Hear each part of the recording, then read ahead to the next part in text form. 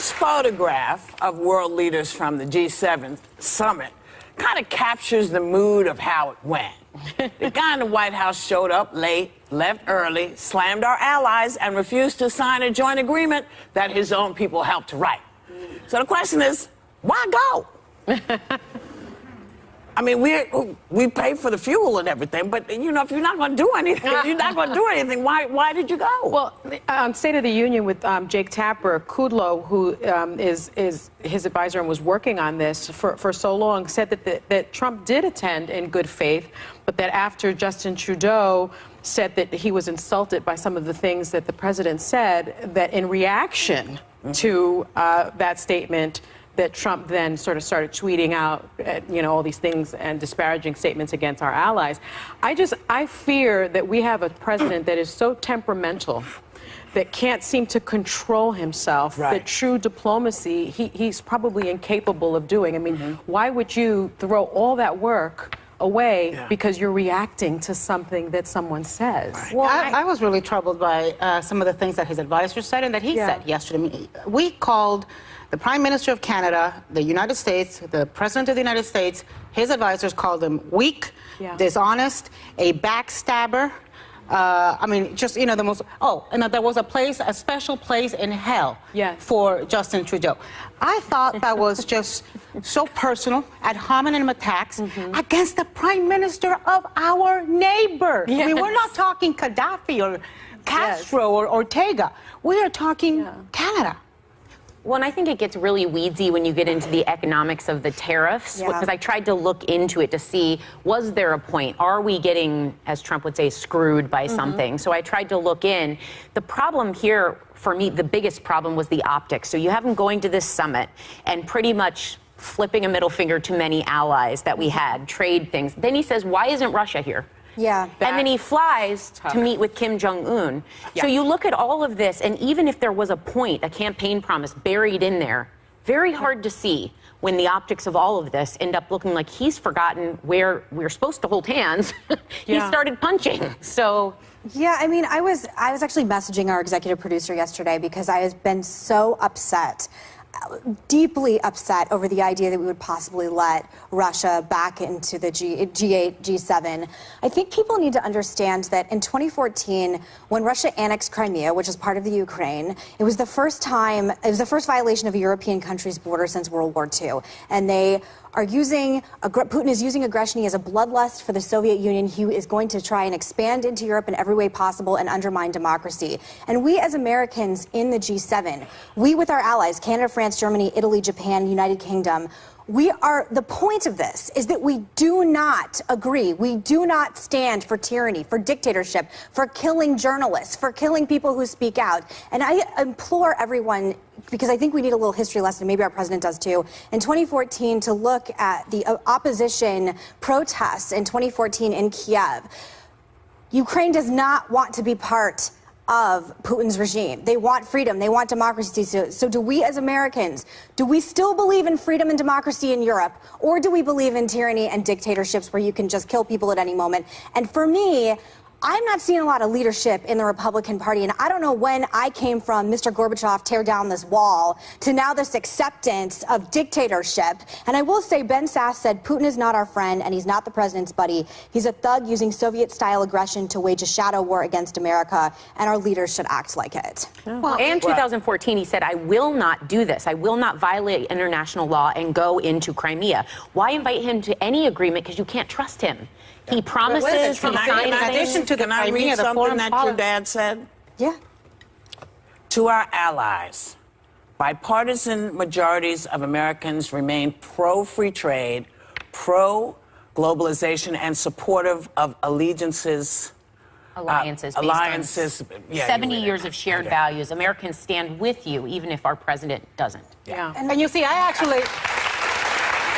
agree with the sentiment that John is expressing there, but I'm not sure that's true anymore, that a bipartisan majority of, certainly not a majority of Republicans, and if they do, they are standing there or they are sitting there in silent complicity, to your point, because they're not speaking out. I was scrolling through the Twitter feeds of some of the major leaders in foreign policy in the U.S. Senate, and practically none of them said boo about the fact that we are, embracing Putin and antagonizing our allies. And as far as the, you were talking about the actual tariff issue, we have a trade surplus of billions and billions of dollars with Canada. 8.4 we have a billion, trade to be deficit exact. with Russia.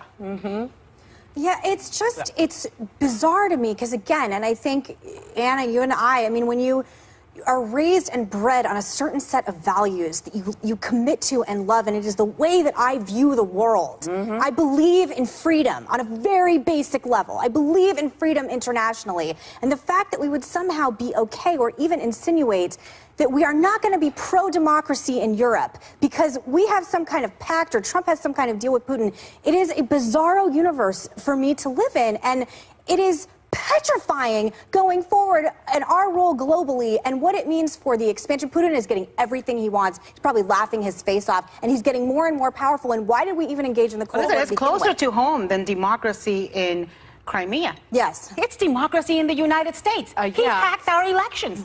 And he tried to do the same in France. And he tried to do the same, in Germany. So this is about our domestic policy. Isn't the question why? Why is Trump beholden to Putin? Why?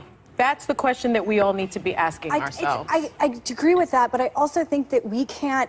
It's exhausting for me because, again, when you're traditionally, up until 2 years ago, if you're a conservative, you traditionally believe X, Y, and Z in regards to foreign policy, and all of a sudden it's shifting, and I'm not shifting.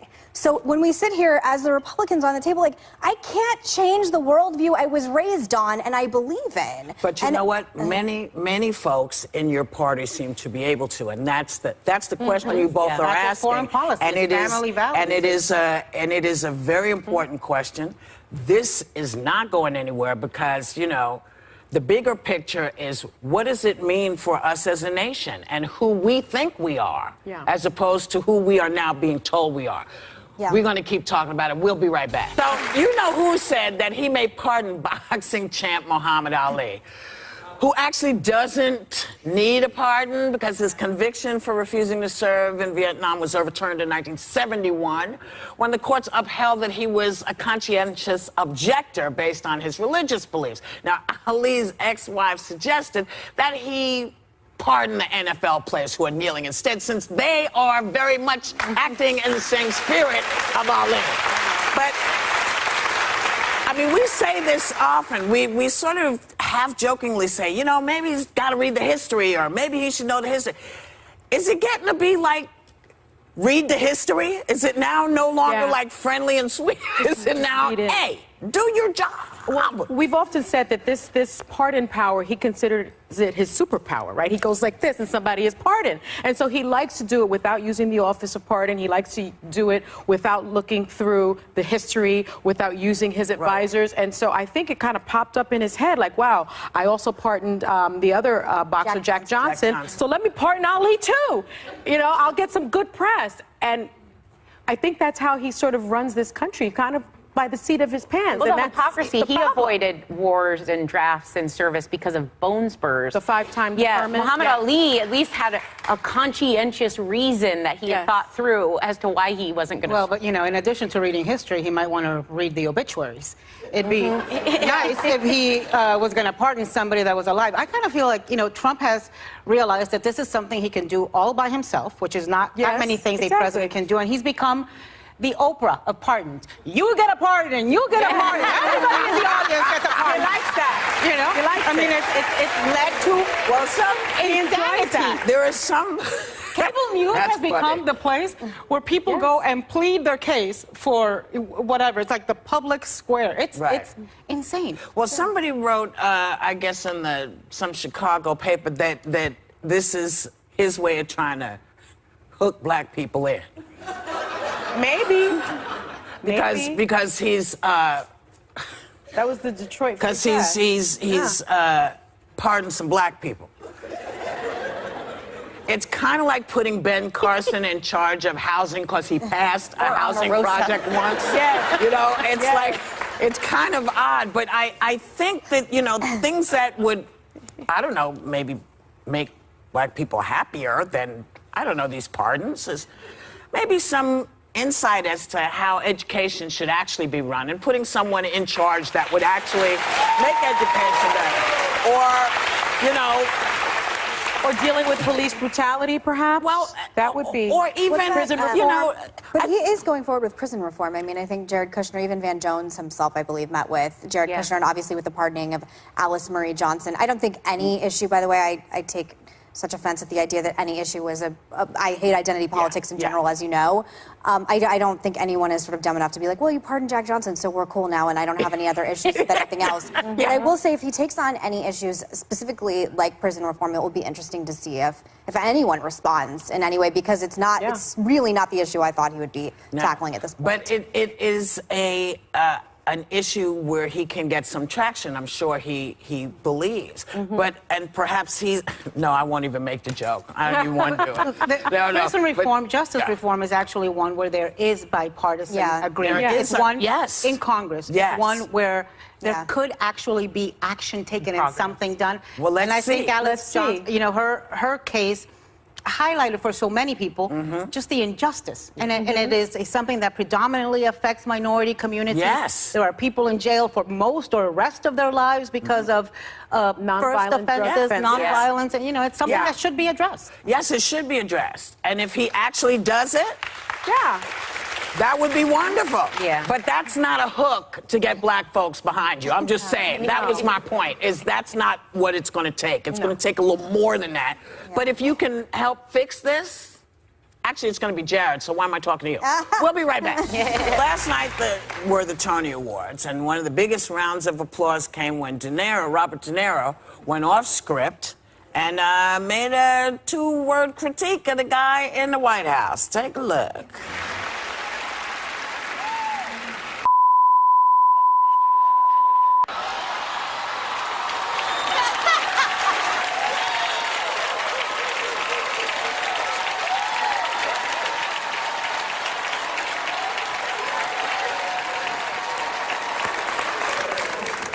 So, the Tony crowd seemed to be very happy about it, but a lot of people don't like it when folks get political at award shows.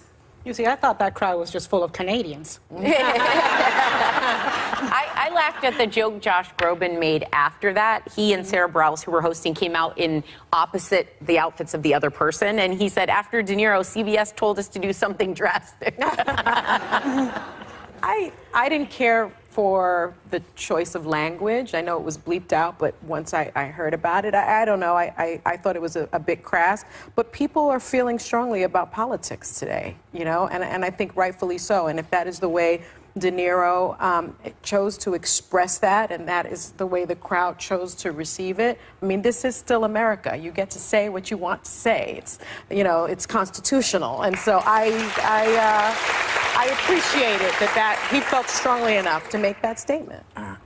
I thought it was gross, and I think that when you're talking about how Trump is degrading our national discourse with his language, this is not the way to combat Trump. It only helps him. When people like me, and clearly I have so many issues with Trump, as everyone knows, when I'm like, oh, this is not the way to combat this. You had Bill Maher over the weekend saying, I think one way you get rid of Trump is crashing the economy, so please bring on the recession. Obviously, Samantha Bee's comments last week about Ivanka Trump, it rallies, it's like a siren song for the right. Turn on Fox News right now. I'm sure this is just on repeat. I'm telling you, it gets very tribal, and this is not the way to combat it. If he had something to say about Trump, he's an eloquent, well-known actor. I'm sure he could say a lot of things about democracy and freedom, much like we did at the top of the show, that would have been a lot more effective.